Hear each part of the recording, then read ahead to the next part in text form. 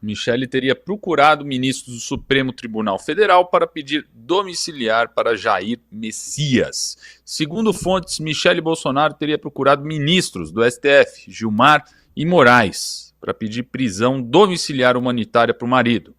O argumento é a saúde debilitada, sequelas do atentado, crises de soluço e queda recente na cela da PF. Nesse caso do Bolsonaro aqui, levaram ele para Papudinha, a gente até tem fontes que apuraram que o ambiente é um pouco melhor do que onde ele estava na Polícia Federal, mas você acredita que ele pode ter alguma chance, cara, da gente ver a justiça acontecer, da gente ver o presidente numa situação...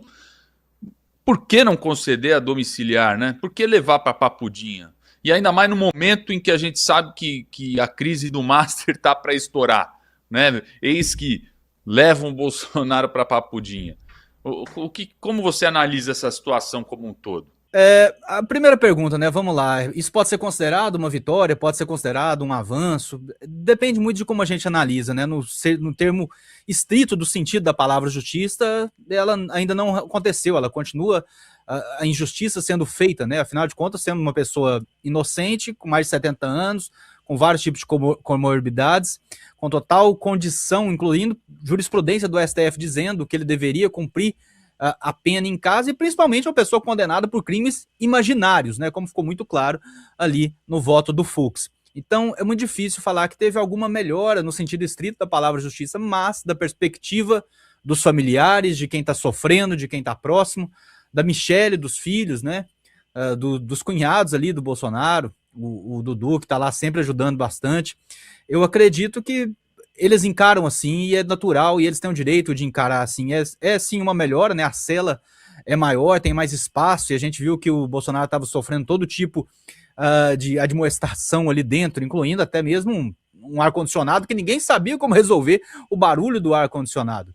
Tiveram que desligá-lo. Então, era sim um tipo de tortura que o Bolsonaro estava passando.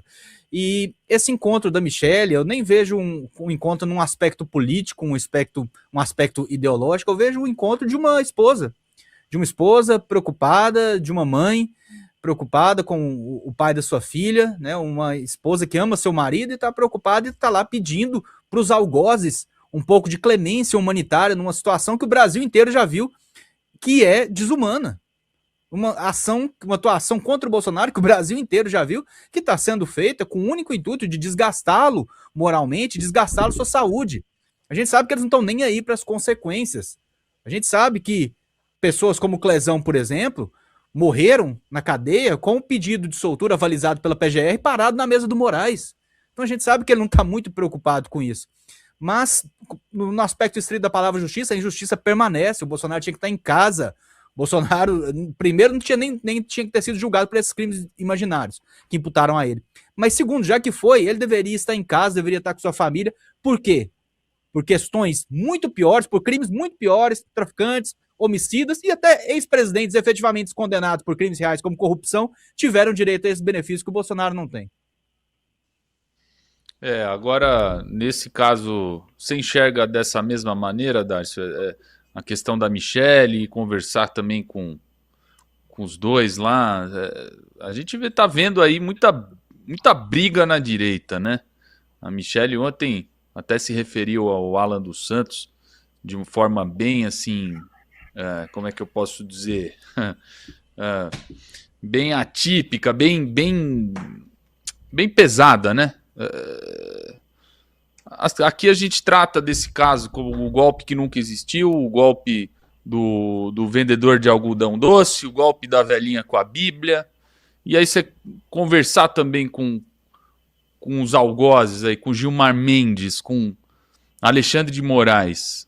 Você entende isso como um sinal mesmo, igual o Fred falou? Ela foi como esposa? É a súplica, né? A súplica de alguém que por um sistema absolutamente corrupto.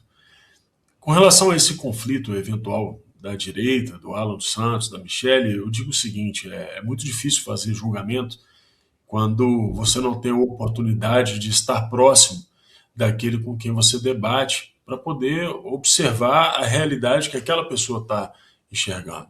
O Alan tem suas razões, os seus traumas, teve que sair daqui, ficou longe da família, foi submetida a todo tipo de tortura por esse regime, e a Michelle igualmente está sofrendo e continua sofrendo agora a pior das perseguições.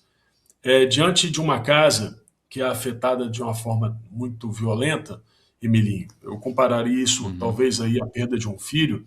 É muito difícil uma família continuar agregada. É normal que os conflitos aconteçam, e o que a gente precisa compreender é que, nesse caso, o adversário não é nem a Michelle nem o Alan, os dois são perseguidos pelo mesmo regime. Eu espero que essa briga, se é que ela existe, ela continua existindo, eu espero que ela acabe logo, porque a gente está diante de um sistema que faz ambos vítimas.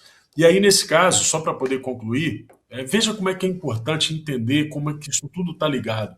Bolsonaro está preso por ordem do Supremo Tribunal Federal, que agora faz aí toda uma operação para poder abafar o escândalo de corrupção. A pergunta que eu queria fazer um dia, assim, eu não teria oportunidade de perguntar isso, por exemplo, para os ministros do Supremo. O ministro do Supremo, né, cuja esposa recebeu 129 milhões de reais do Morcaro, ele teria razão de querer manter o Bolsonaro preso? Por que eu estou perguntando isso? Porque em 2019, em outubro de 2019, foi decretada a prisão do Morcaro.